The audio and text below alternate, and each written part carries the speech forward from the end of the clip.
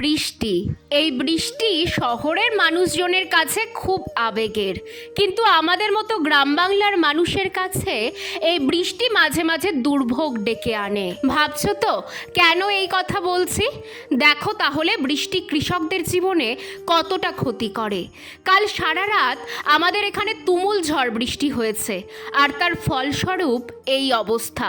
কত কাঁচা ধান জমিতে শুয়ে পড়েছে। এই ধানগুলো এখনও কাটার মতো অবস্থায় পৌঁছায়নি, আবার না কেটে ফেললেও রক্ষা নেই। অনেক কৃষকই ইতিমধ্যে ধান কেটেও ফেলেছে, এখন তারা জমিতেই কাটাই বাছাই করে রোদে শুকোচ্ছে ধান। এই যে দেখছো এই ধানগুলো, এগুলো কাল বৃষ্টিতে ভিজে গেছিল, কিন্তু আবার তারা কষ্ট করে রোদে শুকোচ্ছে। আসলে আমরা যারা মুখের সামনেই ভাত পেয়ে যাই, তারা বুঝি না এর পেছনে কত কৃষকের অবদান আছে। এই দেখো, কথা বলতে বলতে আবার আকাশ কালো হয়ে এলো।